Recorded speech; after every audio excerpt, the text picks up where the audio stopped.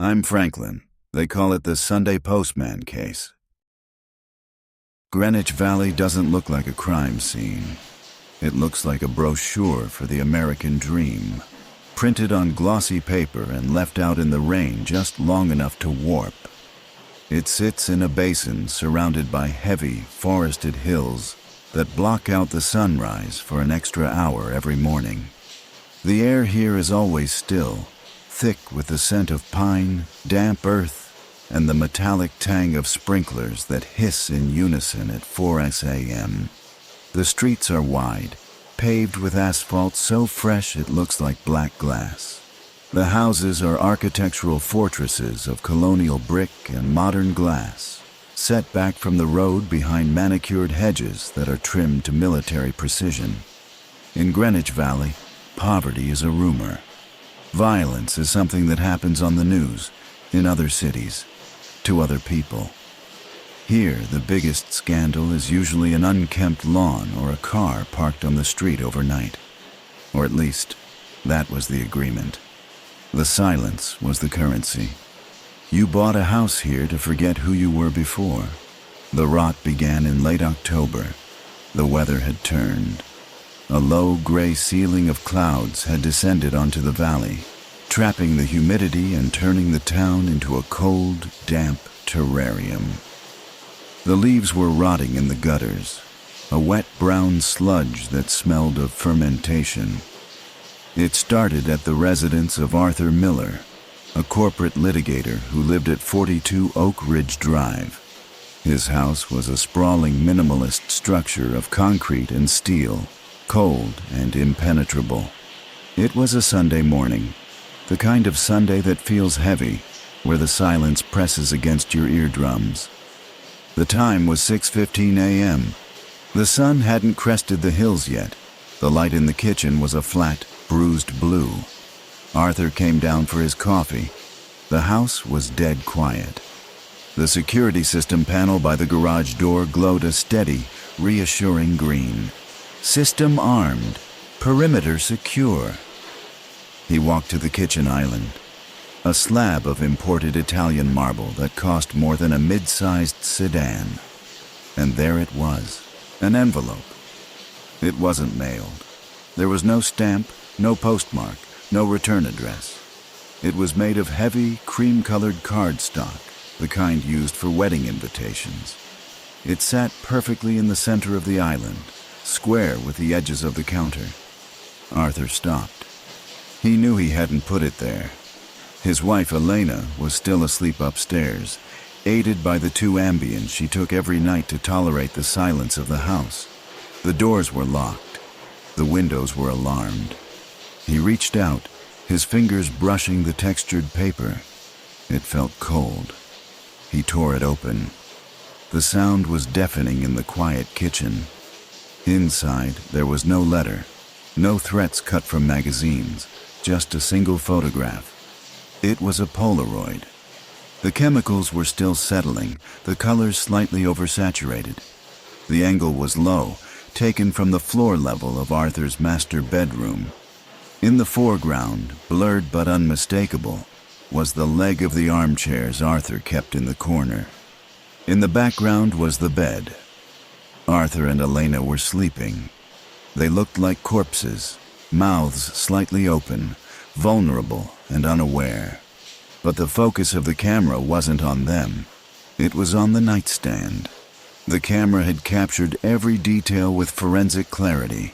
The small, unsealed bag of white powder, the razor blade, and the rolled-up $100 bill that Arthur had sworn he'd flushed down the toilet 3 weeks ago. Arthur dropped the photo. It fluttered to the marble floor like a dead leaf. He didn't scream. He didn't run to check the locks. He just stood there, staring at the green light of the security panel. System armed. Someone had been in the room. Someone had knelt on his carpet, adjusted the focus, and waited for the light to be perfect. Someone had watched them breathe.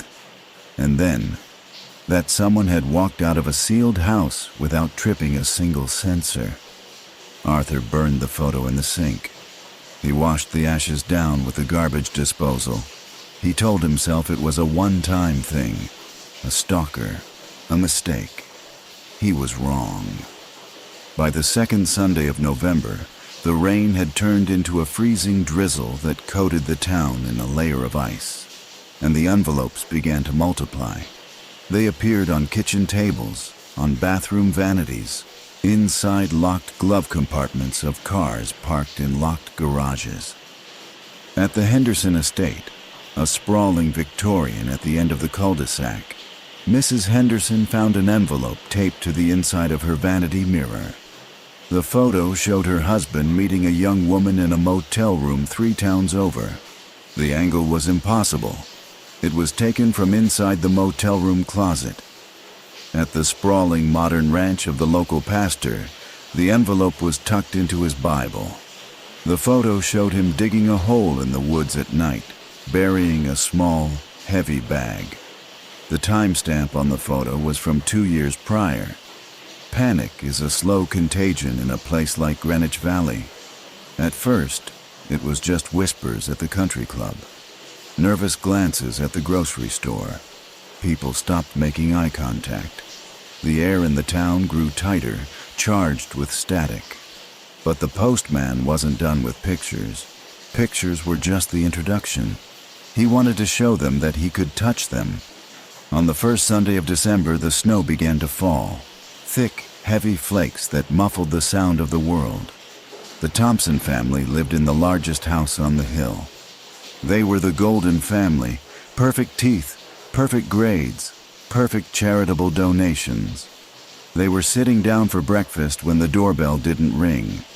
There was just a soft thud against the heavy oak front door. Mr. Thompson opened it. On the welcome mat, sitting neatly on top of the fresh snow, was a small box. It was wrapped in bright red paper with a gold bow. It looked festive, innocent. He brought it inside. The kitchen was warm, smelling of cinnamon and coffee. His wife and 2 teenage daughters watched as he undid the ribbon. He opened the lid. The scream that tore from his throat wasn't human. It was the sound of an animal realizing it's caught in a trap. Inside the box, resting on a bed of white cotton, was a human finger. It was pale, severed cleanly at the joint. The nail was painted a chipped baby blue polish. Underneath the finger was a note, typed on an old typewriter. She didn't run away to Europe. Check the floorboards in the guest house. The Postman. The Thompsons' eldest daughter had been missing for 6 months. They had told everyone she was studying art in Florence. They had lied. The police arrived within 10 minutes. Sirens wailed, shattering the Sunday morning peace, bouncing off the hills and echoing through the valley. But as the cruisers skid on the icy asphalt, every neighbor watching from behind their curtains knew the truth. The police couldn't help them. The locks didn't matter. The alarms were useless. The town of Greenwich Valley wasn't being invaded. It was being audited. And the audit was just beginning. The discovery in the Thompsons' guest house changed everything. The floorboards were pried up, and the truth, a shallow, lime-covered grave, was dragged out into the harsh glare of police floodlights. The perfect family was escorted away in handcuffs, their faces hidden under jackets, while the neighbors watched from behind twitching curtains. But the arrest didn't bring relief. It brought infection. If the Thompsons, the pillars of the community, could rot from the inside, then anyone could. The trust that held Greenwich Valley together evaporated overnight. The following week, the hardware store in the next town sold out of deadbolts, motion sensor floodlights, and shotgun ammunition. The sleek, modern aesthetics of the valley were scarred by hasty fortifications. Windows were barred. High-end security cameras were pointed not at the driveways, but at the neighbors' front doors. The valley didn't look like a suburb anymore. It looked like a prison camp, where the inmates were also the guards. Chief Sterling doubled the patrols. Police cruisers prowled the streets at 5 miles per hour, their lights washing over the snow-covered lawns in rhythmic blue sweeps. But Sterling knew it was theater. You can't patrol a living room. You can't arrest a shadow. Then came the next Sunday. The snow was deeper now, packing the valley in a suffocating white silence. The residents were awake before dawn, sitting in their kitchens with coffee and loaded handguns, waiting for the thud of an envelope. But the postman had changed the rules. He stopped delivering secrets to the people who owned them. He started delivering them to the people who would be hurt by them. At 8 a.m., Gary Vance, a man whose entire personality was built around his immaculately restored 1967 Mustang and his short temper, found a manila envelope taped to his windshield. He ripped it open with shaking hands. Inside was a series of photos. They showed his next-door neighbor, a quiet accountant named Miller, walking across the shared property line at night. The photos were grainy but clear enough. They showed Miller pouring a bottle of industrial solvent into the gas tank of Vance's prized Mustang. Vance looked up. Across the fence, Miller was shoveling snow, waving a polite, nervous hand. Vance didn't wave back. He walked into his house, bypassed the phone, and opened the gun safe. The logic of the law had been replaced by the logic of the wound. This was the postman's genius. He wasn't just exposing sins, he was weaponizing them. He was handing out reasons to kill. By noon, 3 more exchanges had occurred. The wife of the local surgeon received a flash drive. It contained audio recordings of her husband, not with a mistress, but with his lawyer, discussing how to hide assets and leave her with nothing but debt before filing for divorce. The owner of the local deli found a ledger on his porch. It wasn't his. It belonged to his business partner, detailing 5 years of embezzlement and skimming from the top. The violence was no longer hypothetical.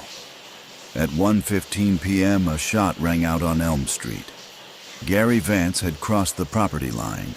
He didn't kill Miller, but he put a 12-gauge slug through the accountant's front door, shattering the stained glass window.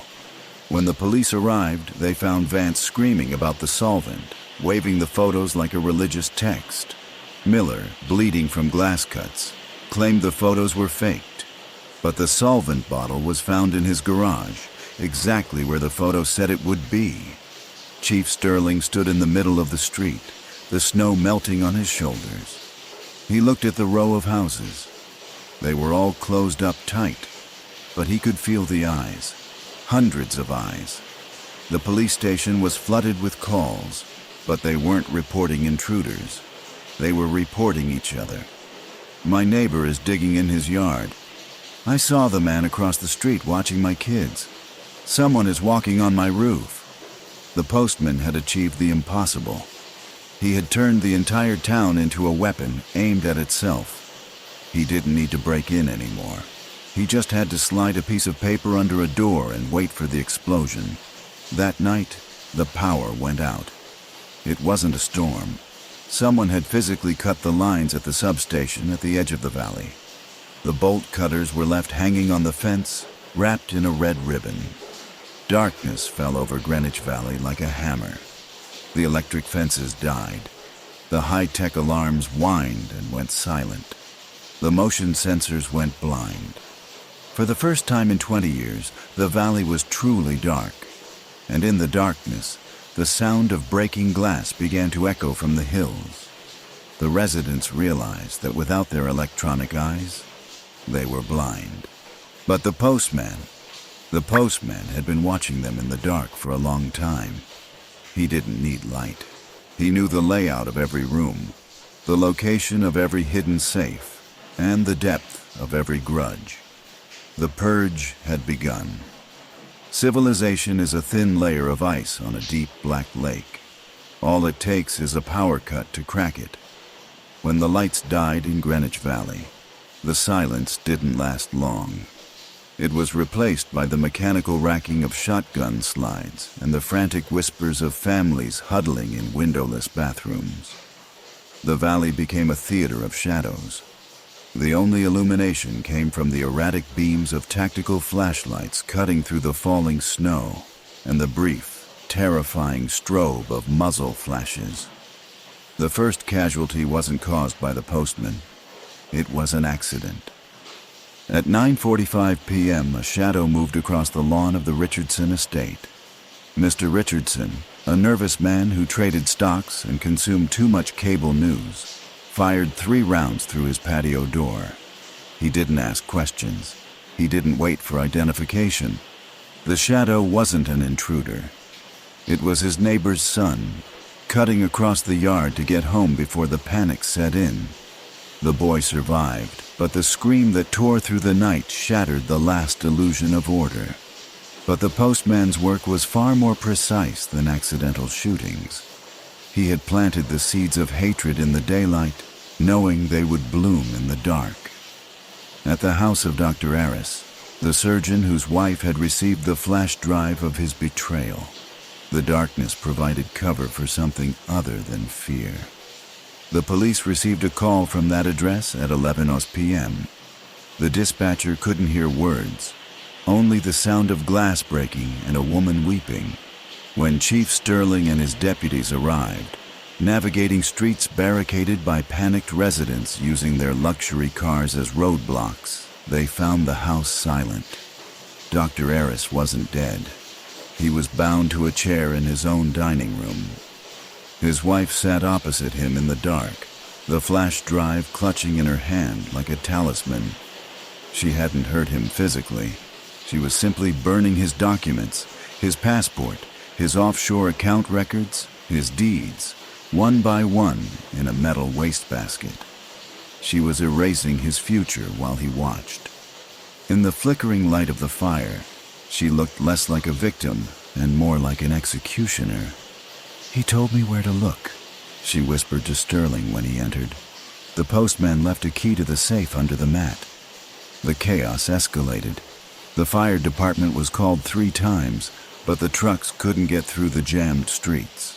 A modern colonial on the East Ridge was burning. The flames licked the night sky, casting a hellish orange glow over the snow. It wasn't an electrical fire. It was arson. Someone had decided that if their secrets were going to come out, they would burn the whole house down to hide them. Chief Sterling stood in the center of the intersection, the orange light reflecting in his eyes. He realized he had lost the town. His radio was a cacophony of overlapping screams and accusations. And then a deputy ran up to him, breathless, face pale in the strobe of the police cruiser lights. "Chief, you need to come back to the station now." "I can't leave," Sterling barked. "The town is eating itself alive." "Sir, someone broke into the station. The backup generator is disabled. And there's a package on your desk."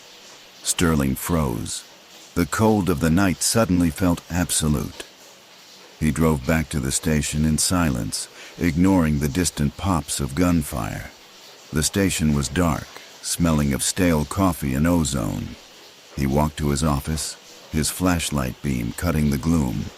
There, on his desk, amidst the piles of unsolved case files and budget reports, sat a simple, brown cardboard box. It wasn't sealed. Sterling approached it like it was a bomb. In a way, it was. He lifted the lid with the barrel of his service weapon. Inside, there were no body parts, no photos. There was a stack of letters, hundreds of them. They were bundled with rubber bands. Sterling recognized the handwriting immediately. He recognized the addresses. These were complaints, reports, tips, evidence submitted by the residents of Greenwich Valley over the last 10 years. Reports of domestic abuse that Sterling had buried as family disputes. Tips about embezzlement he had dismissed as civil matters. Evidence of hit and runs he had filed as accidental damage. The postman hadn't just been watching the residents. He had been watching the police. He had raided the archives of Sterling's negligence. On top of the stack was a single note, written in that same elegant cursive script. "You built the walls of this valley with silence. I am just returning the bricks. Tonight, the walls come down." Sterling looked up. Through the blinds of his office window, he could see the glow of the fire on the ridge growing brighter. He could hear the sirens wailing in a useless loop. He wasn't the law anymore. He was just another accomplice. And somewhere in the dark, amidst the smoke and the snow, the postman was watching his work come to fruition. He wasn't a monster. He was a mirror. And Greenwich Valley was finally looking at its own reflection. The dawn that broke over Greenwich Valley was bruised and silent. It wasn't the pristine, sun-drenched morning of brochures. It was the aftermath of a war fought in the dark. Smoke still rose from the charred skeleton of the colonial house on the East Ridge. Glass crunched underfoot on Elm Street, where Gary Vance's property line was now a bloody smear. Every second house had broken windows, splintered doors, or the gaping maw of a garage that had been violently breached. The snow was no longer white. It was stained with soot, blood, and the dark, sticky residue of human fear. The police were overwhelmed. Chief Sterling sat at his desk, staring at the stack of buried complaints, the morning light revealing the tremor in his hands. His reputation, his career, his carefully constructed life, all had burned down with the houses. But the postman's biggest delivery was yet to come. As the sun began to climb higher, casting long, stark shadows, Sterling received a call, not from a frantic resident, but from the county coroner. They had found a body, not a casualty of the night's chaos, but something far older. It was in the old, abandoned pump house at the edge of the valley, near the main water supply lines, a place few residents even knew existed. The body was skeletal, wrapped in a tattered tarpaulin, clearly having been there for years. The coroner had found a driver's license in a waterproof pouch near the remains. The name on the license was Silas Croft. Silas Croft. The name struck Sterling like a physical blow. Silas Croft wasn't just anyone. He was the head gardener, the chief of landscaping services for Greenwich Valley. He had been there since the first brick was laid, since the first tree was planted. He had designed the intricate irrigation systems, managed the dense network of utility tunnels, and knew every inch of hidden pathway beneath the perfectly manicured lawns. He had disappeared almost 2 decades ago, deemed a transient drifter who had simply left town without notice. His disappearance had been quickly dismissed by the powerful families of the valley. Sterling looked at the name. Then he looked at the date on the license, July 14th, 2019. The same date written on the note found with the human ear in the Thompsons' box. The date that Thompson's daughter had run away. Suddenly the pieces snapped together with a sickening crunch. Silas Croft had a daughter, a quiet, unassuming girl named Lily. She had worked part-time at the local diner, saved for college. She had been dating the Thompsons' son, a secret relationship hidden from the perfect family who would never allow their boy to mix with the help. Lily Croft had disappeared that same week as Silas. The police report, quickly filed and quietly buried by Chief Sterling himself, had dismissed it as a teenage runaway. The Thompsons had used their influence, their money, and their silence to make sure the case went nowhere. Silas hadn't disappeared. He had been murdered, and his daughter Lily hadn't run away. She had been a victim of the same system that buried her father, the system that was Greenwich Valley itself. The postman wasn't a he. The postman was Silas Croft. He hadn't died in that pump house, not really. Sterling understood it now. Silas hadn't just known the secrets of the people. He was the secret keeper of the valley. He knew the forgotten access tunnels that ran under the houses for maintenance. He knew the dead spots in the security grids. He knew the precise chemical composition of the fertilizer that could kill a lawn or dissolve evidence. He had designed the very infrastructure that he was now using as his weapon. The postman hadn't broken into homes. He had simply used the city's own veins and arteries to move like a ghost, to plant his deliveries, to witness the secrets. He hadn't been an outsider. He was the very soil the valley was built upon. And his revenge hadn't been about killing. It had been about exposing. He wanted them to kill each other, not for his hand to be stained with their blood. Sterling grabbed his coat. He knew where the postman would be. Not in a hideout, not fleeing, but somewhere he could watch. From the root system. He drove to the highest point of the valley, the Water Tower Hill, overlooking the entire scorched landscape. The rising sun was glinting off the metal tank, making it look like a rusted crown. And there he was, Silas Croft. He was an old man now, his hair white, his face weathered, his clothes caked with mud and dried leaves. He wasn't holding a gun. He was holding a pair of rusted pruning shears, and he was standing next to a newly planted sapling. He looked at Sterling. His eyes, once full of a gardener's calm, were now deep, empty wells of sorrow and absolute resolve. There was no triumph in them, only the quiet satisfaction of a job finished. "They killed her," Silas said, his voice raspy, like dry leaves scuffing against concrete. "They buried her where the azaleas bloom every spring. They made me bury her." Sterling didn't move. He didn't draw his weapon. He just listened. "And then they tried to bury me too. But you can't bury the root system, Sterling. Not if you want the valley to survive." Silas turned his gaze back to the ruined landscape below. The smoke, the sirens, the broken homes, the beautiful, terrible symmetry of it all. "So I taught them a lesson," he continued, a faint, almost imperceptible smile playing on his lips. "I taught them what happens when you try to grow something beautiful in poisoned soil.